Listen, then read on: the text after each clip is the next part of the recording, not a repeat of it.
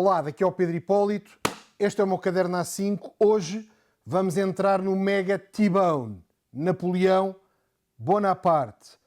Bom, eu tenho andado desaparecido, estive a fazer a minha cirurgia, por isso hoje o objeto que trago aqui são duas muletas, simbolizam um bocadinho esta fase, mas também as trouxe porque vou utilizar de forma prática durante o vídeo. Portanto, a meio do vídeo eu vou usar as muletas para ilustrar um aspecto que acho importante perceberem de forma mais visual. Este período de cirurgia, de início de recuperação, que agora vai ser um ano de recuperação, também serve e serviu, por exemplo, para eu estudar a vida de Napoleão Bonaparte, investigar, interessar-me, aprofundar. E acho que uma das coisas que este canal e que este conceito e esta comunidade pode simbolizar e pode representar é a oportunidade de nos desenvolvermos. Eu estava fisicamente limitado e ainda estou, vocês não veem, mas tenho a perna toda enfaixada aqui debaixo da mesa. E é natural que durante o vídeo venha até a ter que mudar de posição porque começa-me a doer. Mas o que eu quero dizer, enquanto estava super limitado, forçado a estar deitado, nada me impede de aprender algo e pôr dezenas de horas a aprender uma coisa. Então eu acho que nos dias de hoje, com um attention span muito curto, não é? O tempo que dedicamos às coisas muito curto, scroll infinito nas redes sociais, preocupado só com coisas superficiais, o último golo de um jogo de futebol, que daqui a 3 anos já ninguém sabe que jogo foi esse. A última palavra do político X para o político Y, que também não tem importância nenhuma daqui a 12 meses. Perdemos muito tempo, perdemos as nossas vidas sem nos desenvolver. E eu acho que estar vivo é aproveitar plenamente o planeta. Como? Através da atividade física, portanto, envolvermos-nos com o planeta, com a natureza, com andar na rua, passear. Eu, por exemplo, como veem, gosto de tirar fotografias, que é muito isso, é envolver-me com o ambiente, sair com a câmara, procurar algo que me interessa, envolver-me com o espaço, é um lado físico, mas também perceber onde vivemos e de onde vimos. Isso implica pôr horas a estudar. Então eu acho que o facto de semana para semana, ou nestes casos de 15 em 15 dias, termos temas diferenciados, mostra que qualquer um de vós, qualquer um de nós, pode pôr tempo para se tornar de alguma forma especialista num assunto e passar a ser uma pessoa melhor. E, portanto, eu queria fazer esta introdução, porque para mim foi uma fase difícil, mas em que eu, ao mesmo tempo, me desenvolvi num aspecto, em concreto, neste caso, Napoleão Bonaparte. Bom, vamos entrar então neste mega T-Bone Napoleão Bonaparte. Nasceu em 1769, na Córcega. É interessante, nasceu na Córcega, que tinha sido recentemente anexada por França em 1768, após séculos de controle por Génova. Portanto, a Córcega é uma ilha no Mediterrâneo que era muito mais italiana, de Génova, do que francesa, não é? O nome original de Napoleão Bonaparte é Napoleone Bonaparte, Buonaparte, portanto com estilo italiano, com sotaque italiano. Claro, com o sotaque corso, que eu não vou conseguir representar, mas é Napoleone Buonaparte, não é? E não Napoleão Bonaparte, não é? Completamente diferente. E, portanto, ele era um outsider completo. É preciso perceber que o Napoleão, que chegou a imperador de França e que controlava uma grande parte da Europa e super poderoso, nasceu no super outsider, numa ilha que há um ano era França. Era a França só há um ano. Ele, se nascesse um ano antes, era italiano.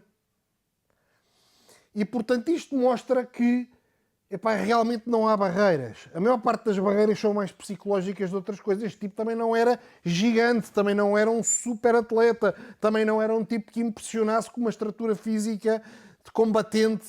Não, era um tipo pequeno, baixo, franzino, frágil, da Córcega, nem sequer se falava bem francês. Quando vai para a escola, bullying completo, porque os franceses achavam o sotaque corso italiano achavam graça, não é? E, portanto, bullying completo, ele pequeno, sem se conseguir defender.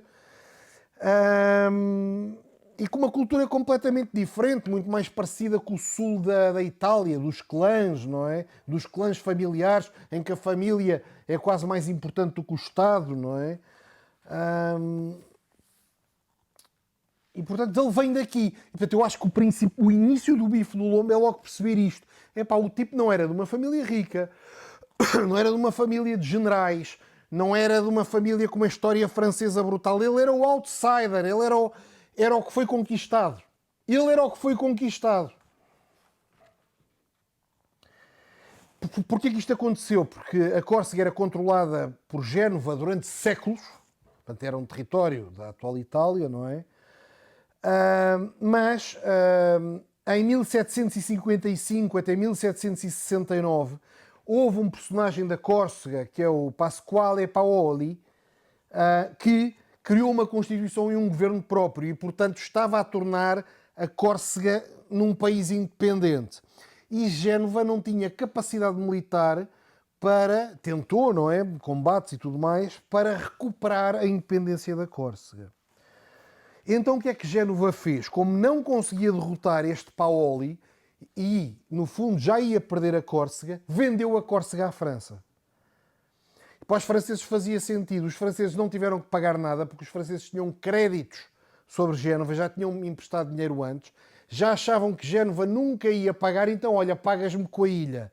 Claro que este Paoli acabou logo ali, não é? Porque o exército francês tomou conta daquilo automaticamente e a Revolução da Córcega acabou. E, portanto, a partir daí passou a ter uma presença militar francesa constante na Córcega.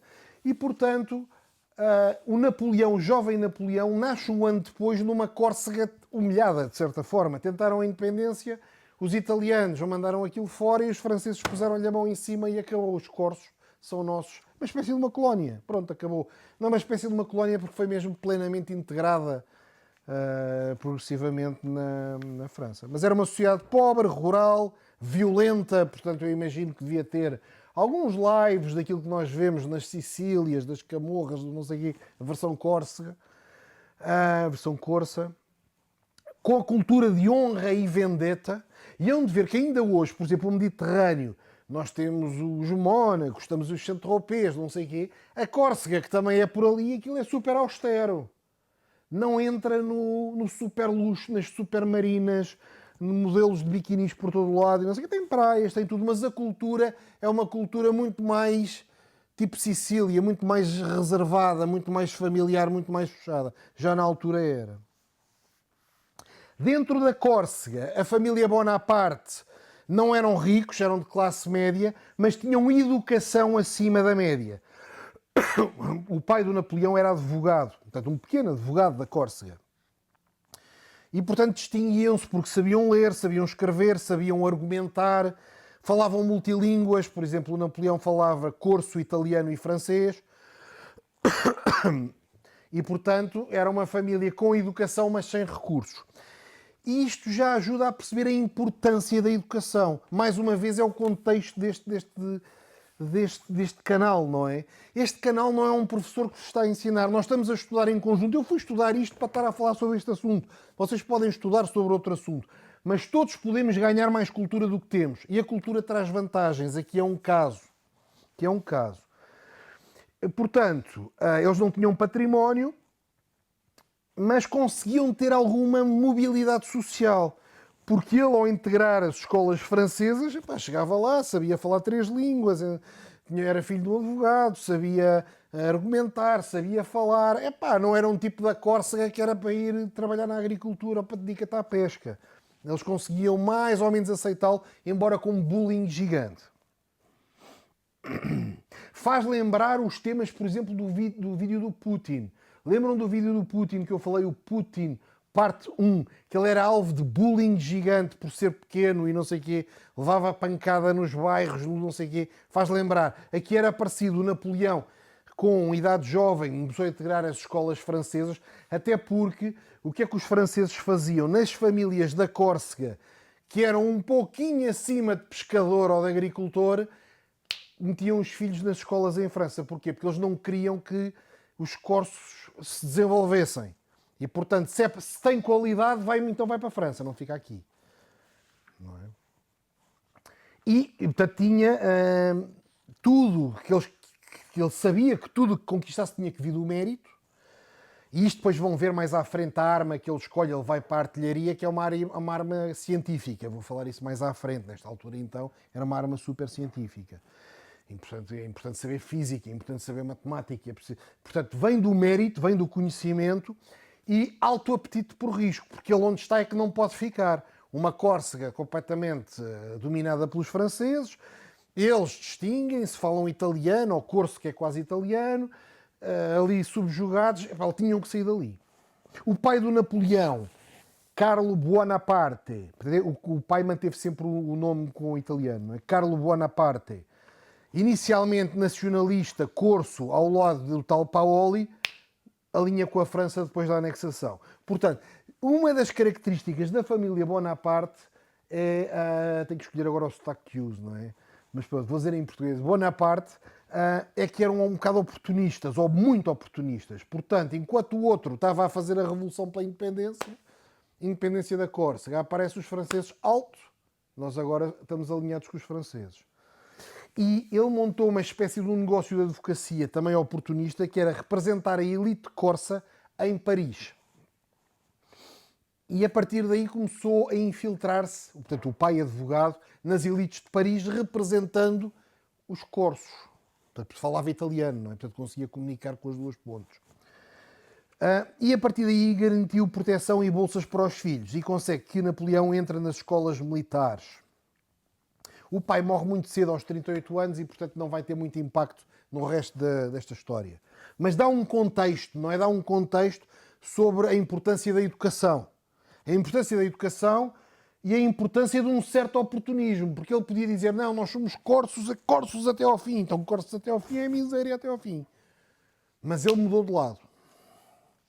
Agora, podemos dizer, é pá, que a ganda vira casacas. Pois é, pois é. Napoleão sai da Córsega com 9, 10 anos para ir para a Academia Militar. Como era bom em matemática, em física, não sei o quê, vai para a arma de artilharia. A arma de artilharia normalmente era uma arma que atraía os melhores alunos, porque reparem, é preciso disparar um projétil com um canhão, que é preciso fazer cálculos com ventos, com não sei o quê, com distâncias, com a quantidade de explosivos que se põe para impulsionar uma bola, que é uma bola enorme de ferro, e a bola tem que cair o mais preciso do sítio. Portanto, não é um totossa na base do charme. As pessoas que iam para a artilharia eram pessoas com inclinação para física, para matemática, para números, para fórmulas, para executar procedimentos quase científicos, não é? Misturar a pólvora com não sei o quê, meter os cartuchos. É diferente da malta, por exemplo, que ia para a cavalaria, que eram muito mais os aristocratas, muito mais espada na mão, muito mais cavalgar para cima do inimigo. E havia esta distinção grande. E ele vai estudando isto ainda dentro do reinado, dentro dos reis de França, porque a Revolução Francesa só ocorre quando ele tem 19 anos, 19 a 20 anos. Portanto, o jovem Napoleão ainda já estava a ir para a França, para as escolas militares, já estava a escutar artilharia, em que alguém que não era de uma família de elite se encaixava bem se fosse bom aluno, porque é um tema técnico, mas ainda continuava a monarquia, não é? A Revolução Francesa, que acabou com a monarquia, só acontece quando ele tinha 19, 20 anos. Portanto, ele teve 10 anos em França ainda com os reis. Quais reis? Estava-se no reinado de Luís XVI. Ok? Quem é Luís XVI? É o bisneto de Luís XIV, o famoso Rei Sol. Ok? Portanto, o rei desta época do Napoleão era o Luís XVI, bisneto de Luís XIV. Nós aqui andamos sempre para os netos, não é? Para os avós. Aqui neste caso é para o bisavô. O Rei Sol. Rei Sol porquê? Símbolo máximo do absolutismo europeu. Era poder total. L'État, c'est moi. O Estado sou eu. Ok? Reinado de Luís XVI. Como é que era este Luís XVI? Também era uma monarquia absoluta, rígida, completamente desconectada da sociedade. Portanto, a sociedade completamente empobrecida e os tipos em Versalhes com festas, com tudo e mais alguma coisa. Portanto, esta desconexão muito grande. O Estado falido, e já vamos ver, é muito giro, vale a pena vermos porque é que o Estado está falido. Sociedade em ebulição. O rei Luís XVI reinou durante 18 anos, 1974 a 1774 a 1792, e no ano seguinte foi executado na guilhotina e cortaram-lhe a cabeça. Ele, Luís XVI, sobe ao trono em 1774 e a guerra nas colónias, quais colónias? As colónias britânicas da América do Norte. Começa em 1775. Alto, interessante. Quando Luís XVI chega ao trono, começa a Guerra da Independência nos Estados Unidos. Há aqui coisas que vão ser interessantes. Em 1776, Declaração da Independência nos Estados Unidos, e surge o nome Estados Unidos da América pela primeira vez. Até aí era Colónias Britânicas da América do Norte. E o que é que isso tem a ver com Luís XVI? Tem a ver com Luís XVI resolveu ajudar.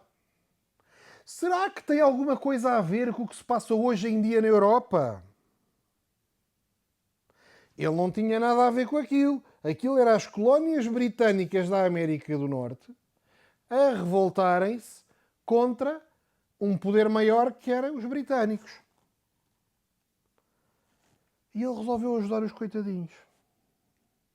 Será que tem alguma coisa a ver com o que se passa hoje em dia na Europa?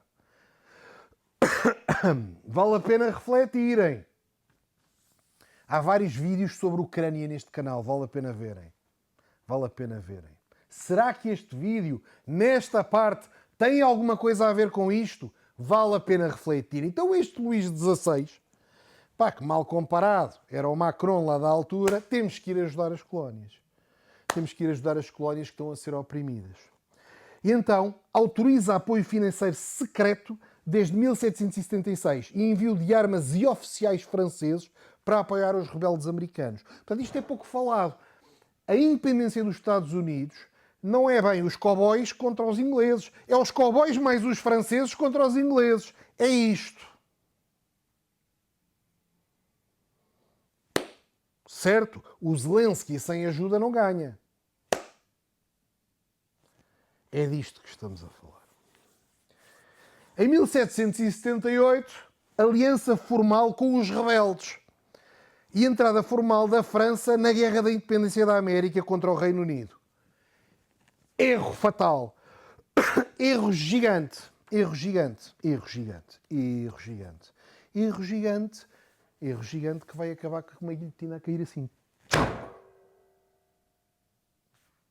E os europeus atuais, se não perceberem história e não perceberem o erro gigante, vai ser igual. Enfraqueciam o exército francês, porque o exército francês começou a mandar armas, a mandar não sei o quê, tudo para outros tipos que não tinham nada a ver com eles. Arruinou a França com empréstimos, com doações, com dinheiro a apoiar os rebeldes americanos. E mais, e provou que uma revolução contra uma monarquia até funciona. Ele era um rei absoluto. De repente há uns cowboys que se revoltam contra outro rei inglês e os revoltosos ganham. Hello! Epá, os franceses dizem assim, mas se ganham lá, porque é que não vão ganhar cá? Ainda por cima, o exército todo dizimado, perderam imensas armas, morreram montes de soldados franceses, os oficiais estavam nos Estados Unidos, quer dizer, caos completo. Finanças derretidas. Vejam o que é que está a acontecer hoje na Europa. De hoje em dia ninguém tem dinheiro. Ninguém tem dinheiro. Todo o dinheiro está a ir embora. Vejam os paralelos. Já me poderão dizer que não é igual. Epá, eu sei que não é igual. Há séculos de diferença. Mas vejam os paralelos. Quando vamos tentar intervir numa coisa que não é nossa, que não conseguimos controlar e que vai consumir recursos gigantescos, vamos ficar mais fracos. Quando estamos fracos, tudo pode acontecer. Lá vai a cabeça. Portanto, Luís XVI ajudou a criar a independência dos Estados Unidos da América, mas acelerou a destruição da sua própria monarquia. Epá, isto já começa a ganhar aqui alguns contornos de bife do lobo. Uma das faces já começa... Já está ali na chapa, pá, já está a começar a ficar com aquele castanho, pá, a gordurazinha ali a gratinar. Está a porrar. Bom.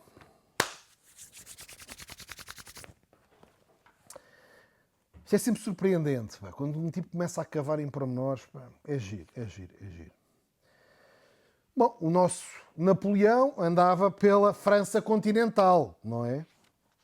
Foi para lá com 9 anos para estudar, colégio militar já falei, na artilharia, arma técnica, meritocrática.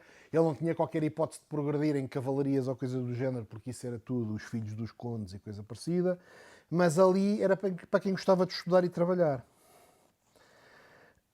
E, como era bom, aos 16 anos, em 1785, ainda durante o tempo da monarquia, chegou a oficial do exército francês. Ele, com 16 anos, era oficial do exército francês, ainda debaixo da monarquia. Ainda debaixo da monarquia. Um tipo que vinha da Córcega. Um tipo que no início mal falava francês. É disto que estamos a falar. Segundo tenente de artilharia. Era leitor compulsivo. É o tema deste canal. Todos nós podemos ser melhor. É para escolha um tema qualquer. Todos nós podemos ser melhores. Todos nós podemos evoluir. Este tipo tornou-se obcecado por estratégia militar, obcecado por fórmulas físicas de projéteis de não sei do quê, como disparar contra o vento, com vento lateral, com não sei o quê. Sabia tudo daquilo. E aos 16 anos já era segundo tenente de artilharia. Em 1789, quando Napoleão tem 19 anos, explode a Revolução Francesa. O que é que acontece também? O que é que acontece também? Explode a Revolução Francesa. Este tipo vai assistindo. Portanto, ele estava em França. Ele andava até por Paris e vai assistindo à Revolução. Era um jovem oficial, portanto ninguém se metia com ele, não era da nobreza, portanto ninguém o queria decapitar, nem pô-lo na guilhotina, nem prendê-lo, nem nada disso. Andava para lá, era um jovem de 19 anos e ia assistindo. Ia assistindo. Assistiu à tomada da Bastilha e depois mais tarde assistiu ao ataque ao Palácio Real. Era um oficial obscuro, portanto ninguém sabia quem ele era, mas ambicioso e como não tinha ligações aristocráticas conseguia movimentar-se no meio do povo. Mas tinha, de certa forma, começado uma oportunidade única para ascensão com base no mérito. Porquê? Antes, tudo o que era generais, não sei o que, era tudo da família real, ou próximos, ou amigos, era tudo da monarquia, era tudo da aristocracia. Era tudo da aristocracia. E era impossível um jovem corso, por melhor aluno que fosse, por melhor estudante, não sei o quê, aspirar a qualquer coisa disso. Ele era feito para ser empregado dos outros. A Revolução Francesa, ao limpar essa camada aristocrática da sociedade, abriu imensas posições. E de repente a meritocracia é que interessava, porque quer dizer, ou sabes disparar um canhão ou não sabes. Ah, mas eu sou o conde de Robespierre, não sei do quê, blá blá blá blá blá. Então, ok, dispara daqui e acerta numa coisa que está a 1,5 km de distância na mousse. Epá, porque se não acertares não serves, não é? De repente podiam falar assim. E o outro realmente tinha que pôr o rabinho entre as pernas e bazar porque não conseguia fazer a conta física de como é que aquela bola de 12 quilos, não sei o que, vai bater no sítio certo. É isto. E, portanto, sem a Revolução, Napoleão teria sido apenas um oficial mediano, pá, com sucesso, trabalhador, educado, bom profissional, mas não tinha qualquer hipótese de ter posições de poder. Ele apoia a Revolução, portanto, como veem, a cultura da família de Napoleão é muito... Epá, vamos ver para que lado é que isto vai e encaixamos-nos. Apoia a Revolução, mas nunca deixou de defender a ordem, a autoridade e a eficácia do Estado. Tem alguma proximidade com os jacobinos, mas sem envolver demasiado. Na Córcega, apoia inicialmente o tal Pasquale Paoli, que ainda existia, e quando viu a Revolução disse, agora é que é, vou tentar outra vez a independência da Córcega. Mas depois o Napoleão disse que não e alinhou com a França e toda a família do Napoleão foi expulsa da Córcega por este Paoli. E, portanto, basicamente Napoleão é considerado um oportunista que usa a corrente política que lhe é mais útil em cada momento. E vão ver mesmo que, pelo menos é o meu entendimento daquilo que pus horas e horas nisto, mesmo nas táticas militares, são táticas mais oportunísticas do que grandes estratégias. É giro e acaba por funcionar. Funciona com uma lógica um bocadinho diferente. Esta Revolução Francesa foi extremamente violenta, com 300 a 600 mil mortos, incluindo 40 mil por execuções sumárias, guilhotinas, fuzilamentos e enforcamentos. 40 mil pessoas executadas. Imaginem o que é. Pá, um tipo qualquer da aristocracia, que é primo em 10º grau do rei, pá, aparecem lá uns tipos à porta, vamos ali para fora, cortam-lhe a cabeça. Epá, o terror absoluto das pessoas, epá, execuções sumárias à mínima coisa. 40 mil pessoas executadas sumariamente. 600 mil mortos no total, incluindo 150 a 250 mil em massacres da Guerra Civil e 150 mil a 300 mil soldados franceses mortos em combates contra as monarquias europeias. Porque, claro, as monarquias europeias não gostavam disto, não é? Quer dizer, já foi nos Estados Unidos, agora é em França, daqui a um bocado somos nós, não é? Portanto, os outros reis europeus tentaram atacar os revoltosos. Curiosamente, mesmo depois da Revolução, o Luís XVI continua a ser rei. Não é que começou a Revolução e ele acabou. Ainda durou entre 1789 a 1791. Já depois da Revolução perde o poder absoluto, a França passa a ser uma monarquia constitucional e ele só é executado em 1793. Portanto, andou ali em banho-maria e ainda continuava a ser rei, com erosão fortíssima de poder, no meio daquele caos. Portanto, mostra o prestígio que tinha, apesar de tudo. Mesmo estes assassinos que andavam à solta não eram de lhe cortar a cabeça à primeira. O próprio Napoleão tem coisas giras que eu encontrei, que dizer que bastava, quando foi o ataque final para o prenderem e depois para o decapitarem e tudo mais, bastava ao rei, quando foi ao, não sei se é o Palácio das Tulherias, ou não sei qual é o palácio onde ele estava, que foi o ataque final, bastava ao rei subir num cavalo e sair de espada na mão que a revolução acabava.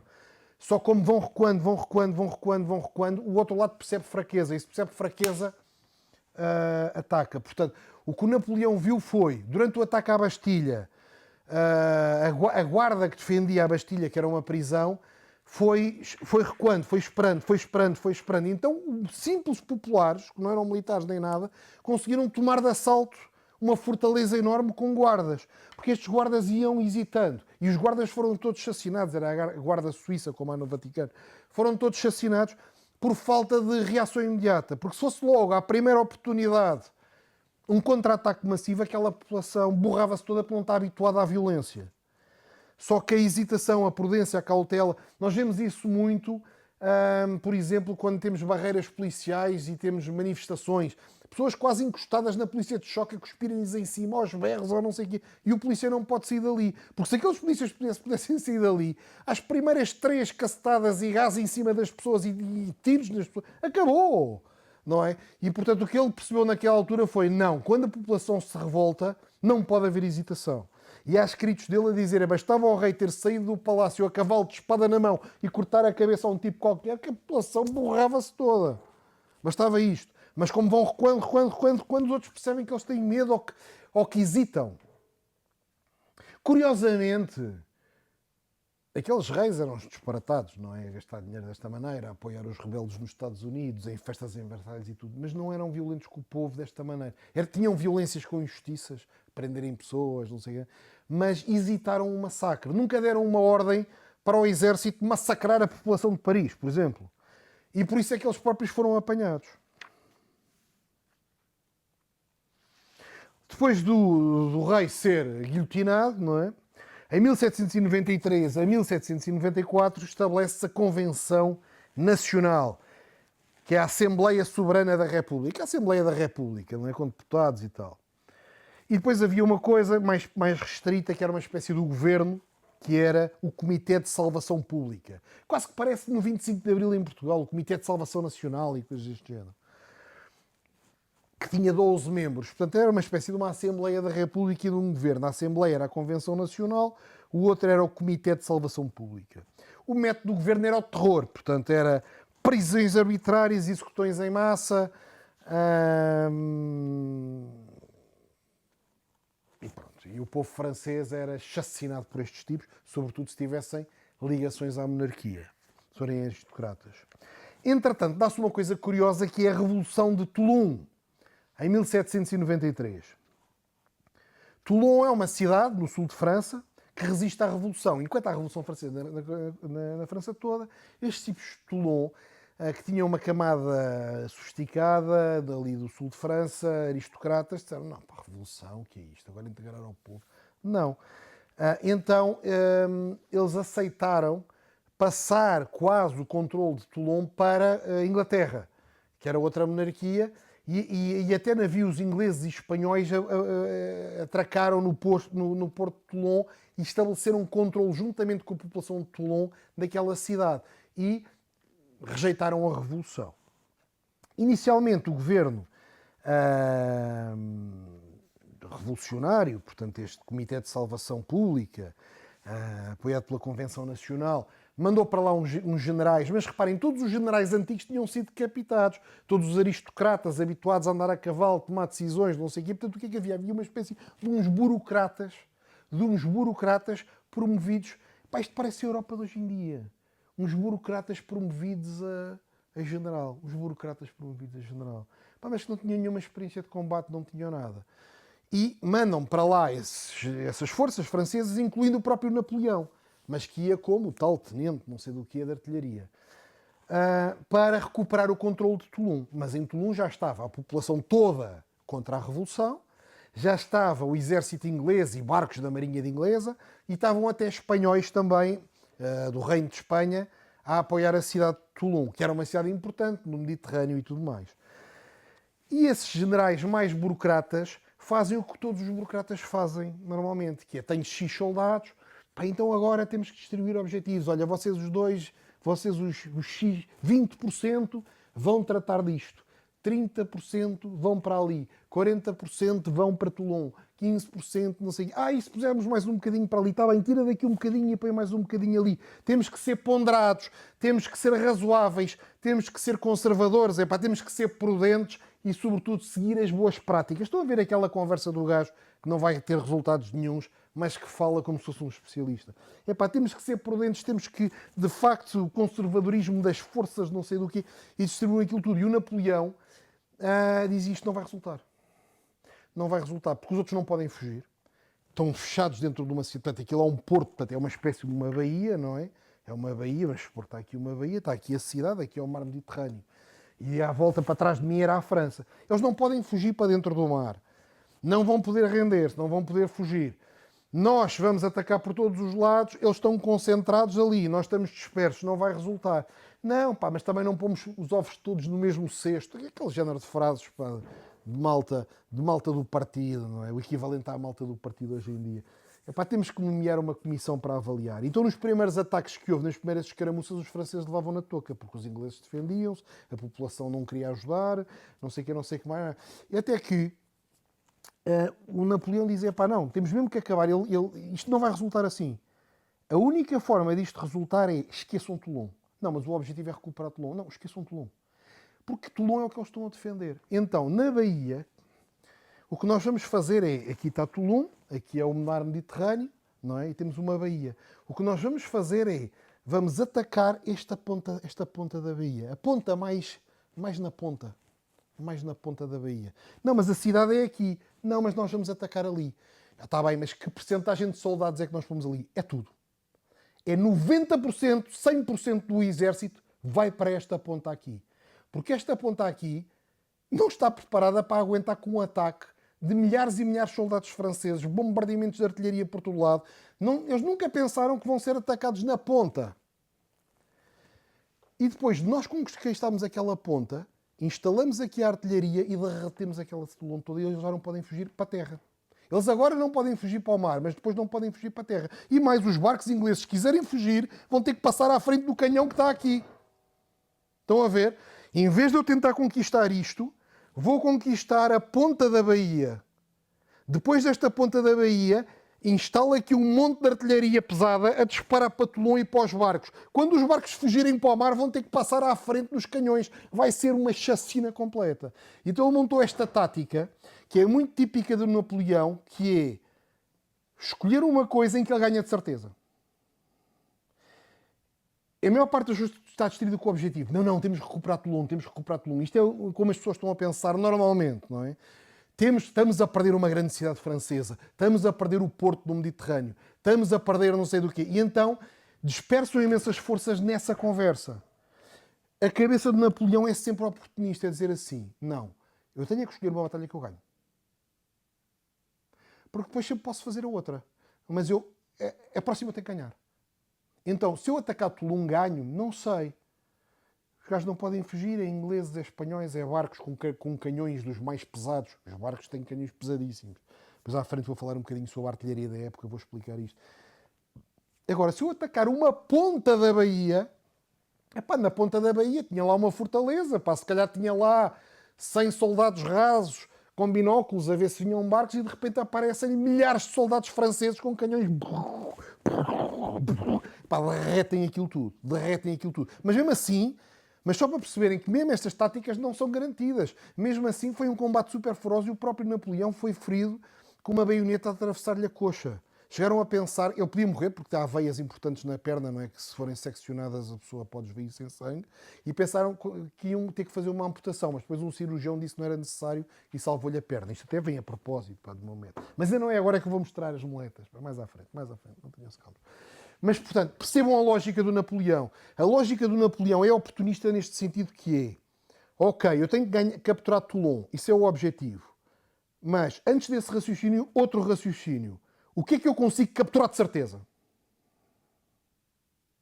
Porque eu só posso ter uma vitória.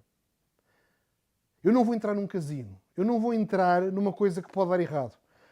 Então, o que é que eu posso capturar de certeza? Nesta área. Nesta área é o ponto menos interessante. É o ponto mesmo da pontinha da... Vou capturar isso.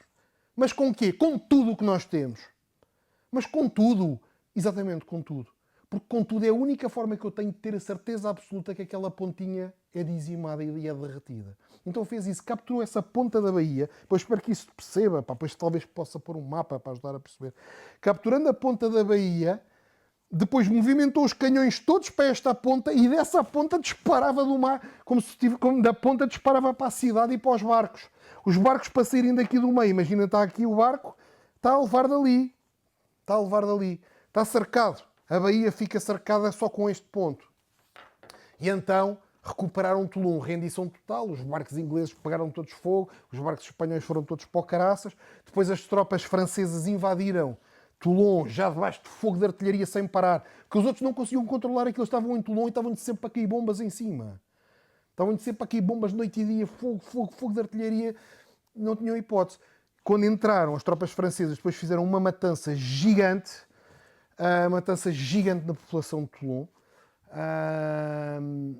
E o que consta oficialmente é que Napoleão não interviu isso, não deu a ordem da matança, mas foi completamente indiferente. Portanto, enquanto a matança acontecia, continuava na estratégia dele, não sei o quê, voltou a Paris. Já não era o objetivo dele. Portanto, percebam a cabeça. O primeiro ponto em que nós começamos a perceber a cabeça deste tipo. A cabeça deste tipo é: tem que recuperar Toulon. A maior parte da malta quer usar uma estratégia mista, com várias frentes, com complexas, com não sei o quê. A estratégia de Napoleão não é: vou escolher um ponto secundário. Parece aqueles tipos que vão a uma discoteca, pá, e vão meter conversa com a terceira mais gira da discoteca. Porque a primeira é quase impossível, a segunda já vai ser difícil, a terceira pode ser que ceda. É isto. É meter conversa com a terceira miúda mais gira da discoteca. É isto. Então ele ataca e depois da terceira tenta passar para a primeira. É isto que ele está a fazer. Mete, conversa com a amiga para depois chegar à principal. É isto que ele está a fazer. Ocupou aquele ponto, esmagou aquele ponto, teve a sua primeira vitória militar e depois daquele ponto malhar sem parar em Toulon até aquilo ceder. Curioso, o primeiro inimigo do Napoleão foram quem? Foram franceses.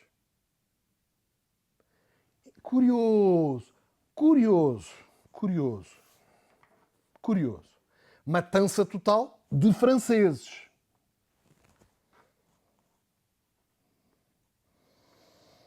Bom, o nosso amigo do H também matou bastantes alemães. Devemos de chegar a esse vídeo. Antes de invadir a Polónia, também matou bastantes alemães. Aliás, chama-se a Noite das Facas Longas.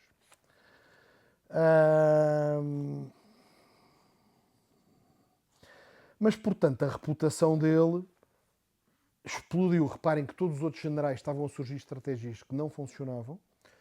E ele, que era um mero tenente não sei do quê, sugeriu uma estratégia que funcionou. E o que é giro é que é intelectual, porque agora pensando bem era mesmo impossível não funcionar. Porque ao pôr milhares de soldados, mais canhões, mais artilharia, num único ponto, que não era a cidade, aquele ponto não tinha hipótese de resistir. Era só uma questão de tempo. Aquele ponto foi destruído. E a vitória era certa. Ele depois de estar aí, por isso é que ele não é uma estratégia de muito longo prazo, é um tático.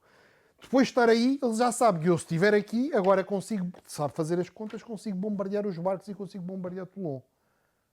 São duas coisas certas. Depois logo se vê o que acontece. Mas se Toulon tiver a levar bombardeamentos 24 horas por dia durante dias seguidos, aquilo continua a existir ou passa a ser um monte de cinzas.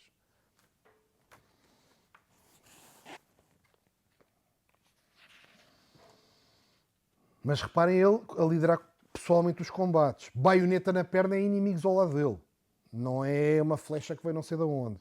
Não é um tiro de mosquete não sei do quê. É uma baioneta perfurar-lhe a perna. Foi promovida general aos 24 anos. Porra! Promovida general aos 24 anos. Por falar no H, não é? Por falar no H. A Blitzkrieg alemã é uma atualização tecnológica da tática de Napoleão. Que é aplicar toda a força num ponto, só que tinha uma diferença, é que a tática de Napoleão é aplica toda a força num ponto, mas é estático. Ou seja, quando chega aí, não tem mobilidade. Para. A Blitzkrieg aplica toda a força num ponto, mas depois é mecanizado, porque os tanques andam, não é? Os aviões voam. E, portanto, as estratégias nazis da Blitzkrieg são desenvolvidas estudando as táticas napoleónicas de encontrar objetivos secundários, aplicar força massiva nesses objetivos secundários, mas depois tinha uma vantagem que era possível só pela tecnologia, que era a capacidade de progredir rápido a seguir. Um exemplo clássico que se mostra isto, reparem que na Bahia ele atacou o tema secundário, perceberam isso? Que eu já expliquei 2 vezes. O tema quando a Alemanha invade a França. Como é que atacou a França? A Alemanha não atacou a França diretamente. Atacou a Bélgica e o Luxemburgo. E a partir de dominar a Bélgica e o Luxemburgo atacou a França. É igual, é o mesmo tema. Os tipos estão todos à espera que a Alemanha vai atacar a França. Toda a gente estava à espera que os franceses iam atacar Toulon. E de repente o tipo, quando ataca o outro lado, faz uma tabela tipo bilhar. Ataca o outro lado e depois daqui é que ataca para ali. E ninguém está à espera deste ângulo. Portanto, entre a Alemanha e a França havia a famosa linha Maginot, que era uma linha hiper de fortalezas e de sistemas anti-tanque para os tanques alemães não conseguiram passar para a França, mas que para proteger a fronteira entre a Alemanha e a França. Nunca pensaram que a França ia ser invadida pela Bélgica. É igual. É igual. Portanto, a estratégia da Blitzkrieg de invasão da França pelos alemães é muito inspirada no Napoleão. Outra coisa que é muito inspirada no Napoleão é que o Napoleão ele próprio tinha uma autonomia de decisão enorme, como vêem, e os generais nazis igual. Ou seja, enquanto, por exemplo, na Segunda Guerra Mundial, um Hitler era capaz de dizer a uns generais: vocês ataquem aquele objetivo, mas ataquem com autonomia total estratégica e alterem a estratégia durante o tempo e decidem sozinhos. Os generais franceses tinham que andar a ligar para o Eliseu para coordenar, para ver se o senhor presidente concorda, se faz sentido, se não faz, e perdiam um imenso tempo. Nas guerras do Napoleão, ele próprio tinha muita autonomia e depois mais à frente, vamos ver, quando ele tem mais poder, também dá imensa autonomia aos seus generais para fazerem o que quiserem. Porque a velocidade conta muito, ao fim e ao cabo. E, portanto, as estratégias militares dos nazis no início da Segunda Guerra Mundial são semelhantes às de Napoleão, mas com uma camada tecnológica de mobilidade em cima.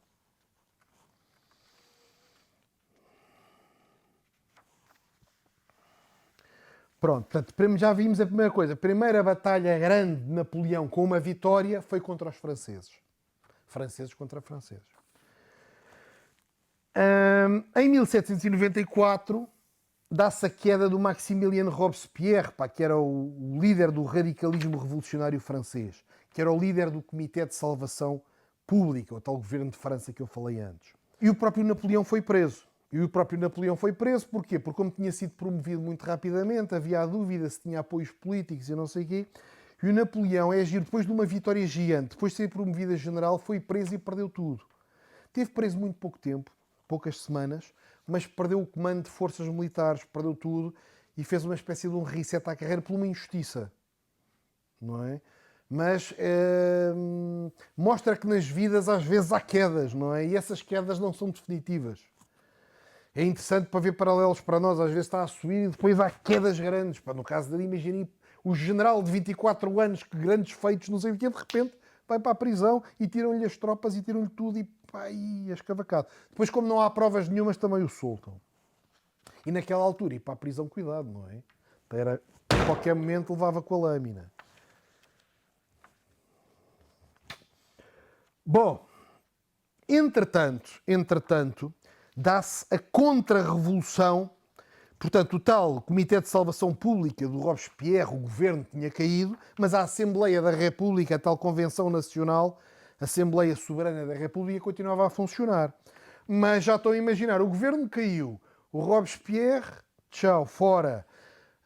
Estes deputados começavam a andar um bocado com dores no pescoço, um bocado assim de casa com um certo nervoso.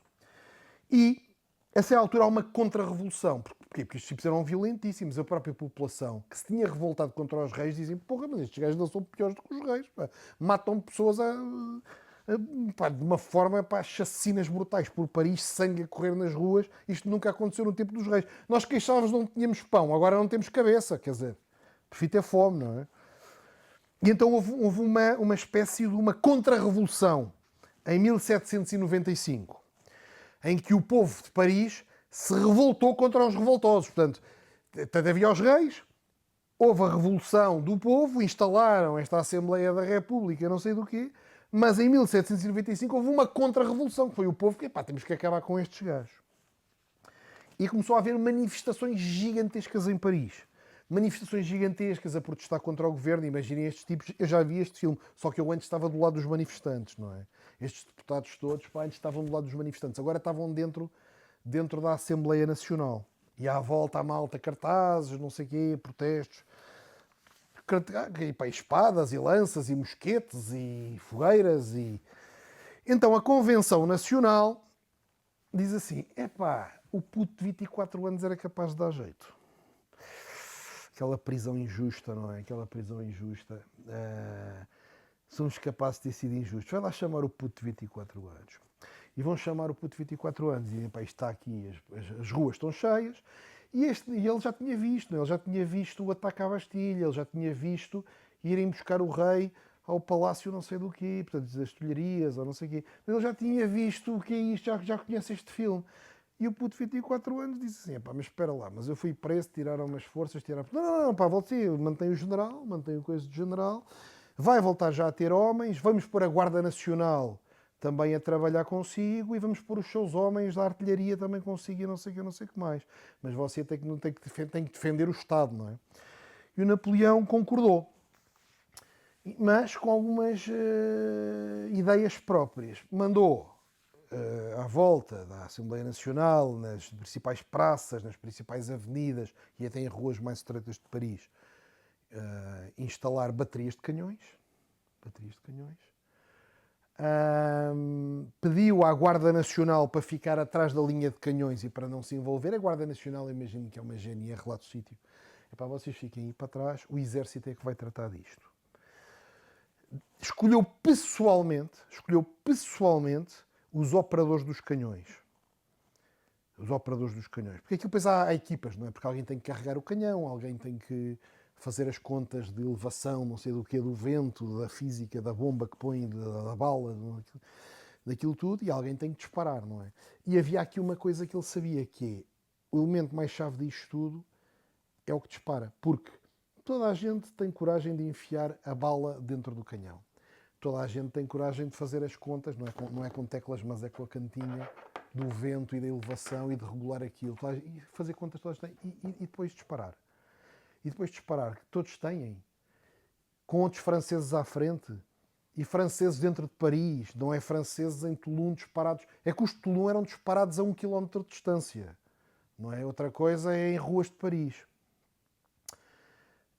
Então, ele, com os homens de máxima confiança dele, pôs na posição de disparar, de executar a ordem de disparar. E, para todos os outros, manteve um ar de que, como se fosse uma daquelas forças policiais, de manutenção da ordem, de grande tranquilidade.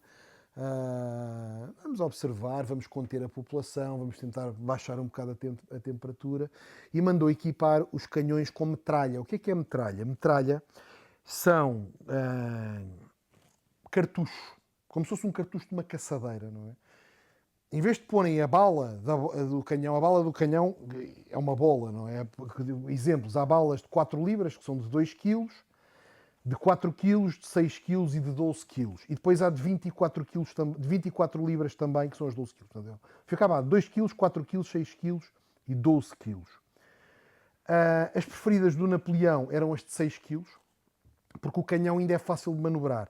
Normalmente as 12 kg são muito mais potentes, mas só são equipadas em barcos, porque não manobras o canhão, o que manobras é o barco. O barco é que roda, não é? O barco é que manobra para apontar. Se o canhão for muito pesado, não tem velocidade de reorientar naquela altura, que não é carregar em 2 botões e aquilo roda sozinho.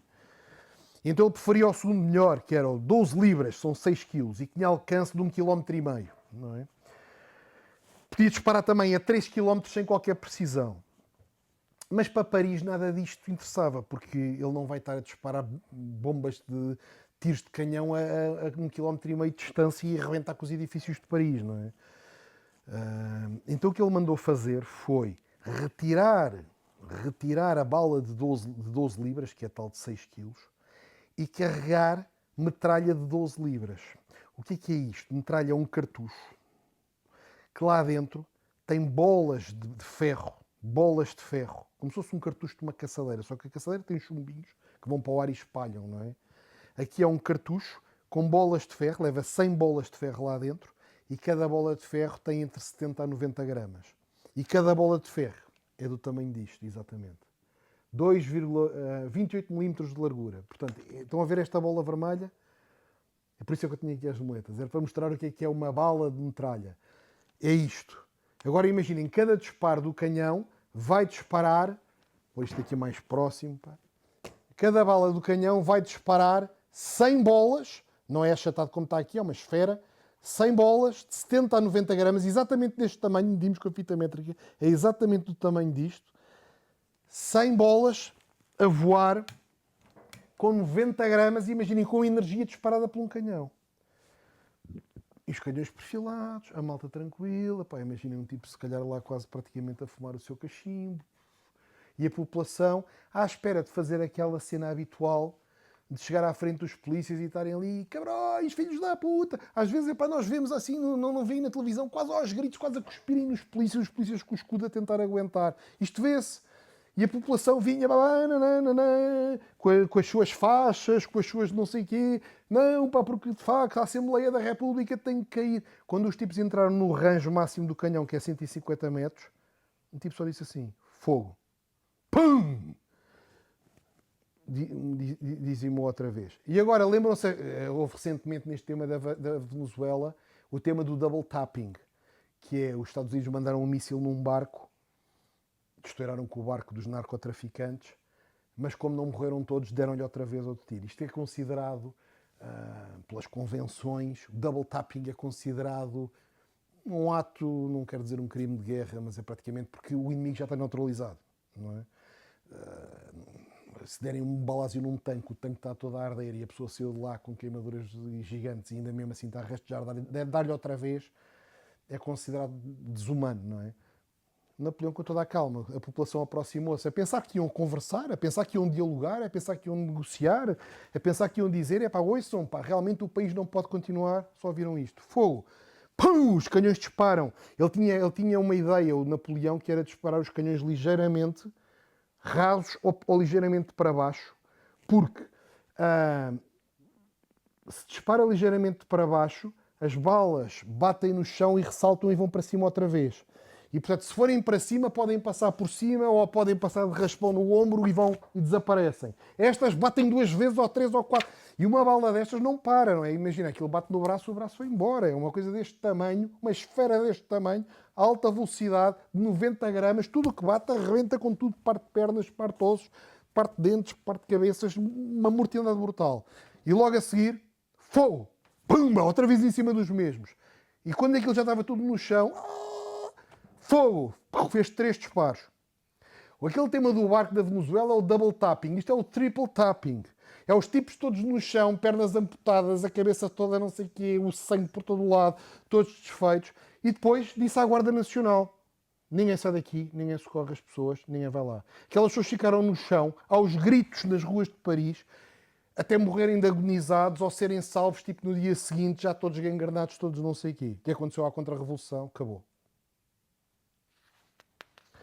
Portanto, como veem, é engraçado perceber. A estratégia do Napoleão é sempre pensar o que é que eu posso fazer que a vitória é certa. Não é que é a vitória mais gloriosa, não é que é a vitória mais importante, não é entrar de Toulon a cavalo e conquistar tudo, é seja da forma mais asquerosa, seja da forma como for, a vitória é certa. O que interessa é só isto, é como é que eu ganho. Então como é que eu ganho? É ficar com um ar super pacífico para eles se aproximarem. E os tipos que estão nos canhões foram todos escolhidos por mim, porque senão eu vou dizer fogo e os gajos não disparam, porque não têm coragem. Porque iam disparar contra civis, civis normais, franceses, não é?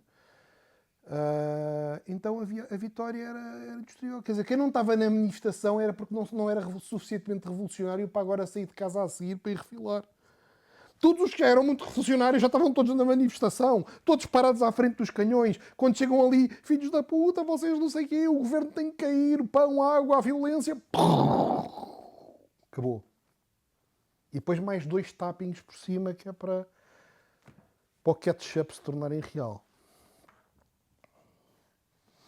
Pronto, pá, portanto, percebemos bem a mentalidade.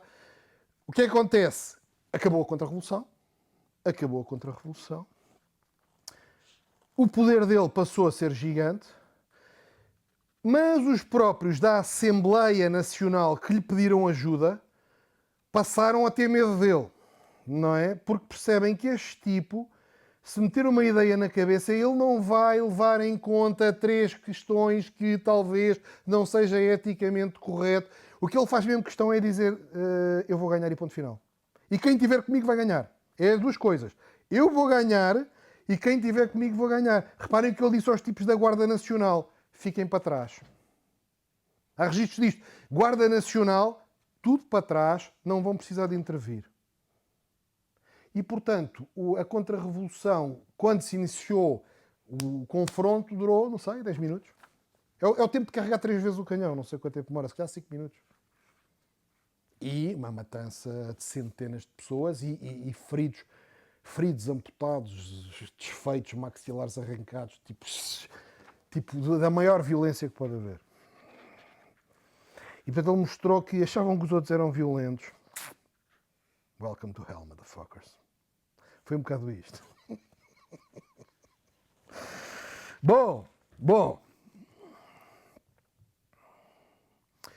E portanto isto ele mostrava muito como ele via que de facto o rei tinha sido fraco. Porque o rei, se tivesse feito uma coisa semelhante quando começou a Revolução Francesa, mas quais civis tomarem a Bastilha?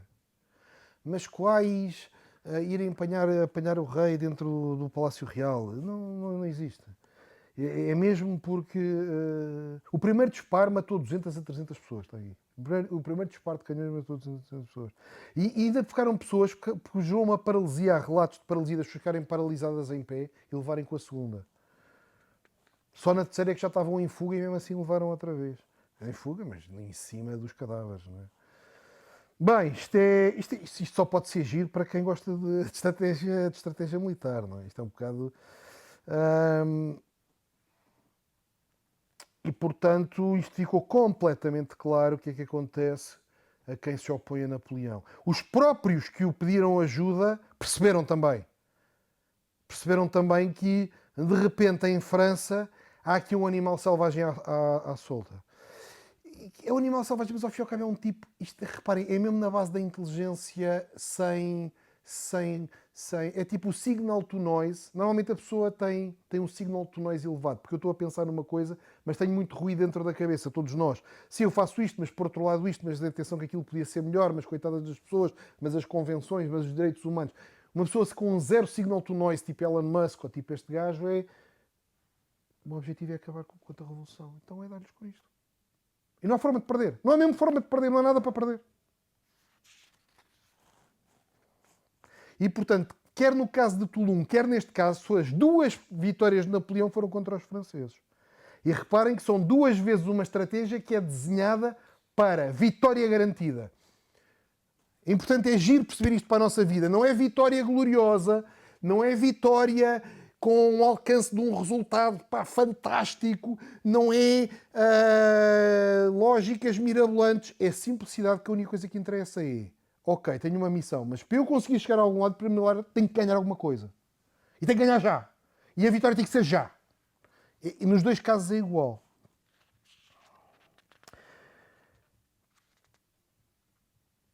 O general Napoleão Bonaparte tinha 26 anos quando já era super poderoso em Paris. O tipo da Córcega, o tipo miserável, quer dizer, não era miserável, mas face aos franceses de Paris, era um ranhoso da Córcega, com sotaque italiano, que o próprio nome dele era Napoleone Buonaparte, tanto escrita à italiana.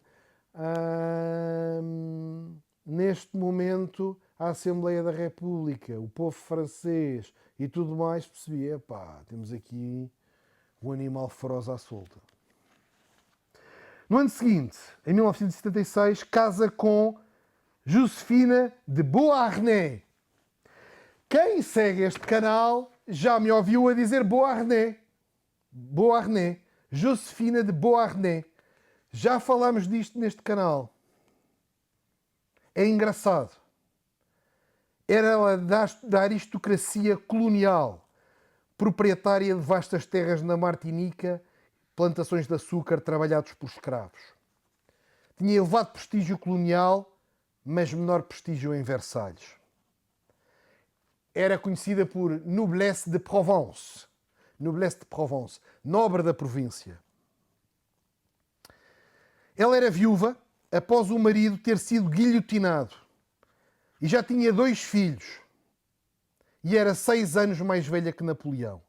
Curioso, curioso, curioso, curioso, curioso. Portanto, o jovem general, sucesso máximo, coqueluche da sociedade francesa. Imaginem o que é um general de 24, 26 anos, em Paris, a cavalo, uniforme de general. As francesas todas, senhor general, monsieur le général, l'amour, l'amour. A capacidade de sedução daquele tipo, com as tropas atrás, com não sei o quê, a vitória sobre o povo, cavalo branco, trás. Eu imagino que qualquer francesa dos 18, que é para não dizer dos 16, até à idade dele, que era 26, portanto, dos 16 aos 26, era tudo terreno fértil para ele.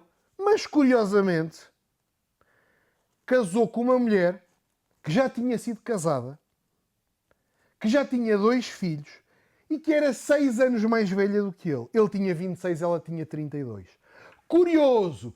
Podia escolher qualquer coisa, digo eu, pensem vocês, mas imagino que sim. Ainda por cima, numa França super empobrecida, o senhor general provavelmente já tinha uma casa boa, já tinha um estatuto, tinha empregados de general, não sei do quê, já penetrava de alguma forma na sociedade francesa.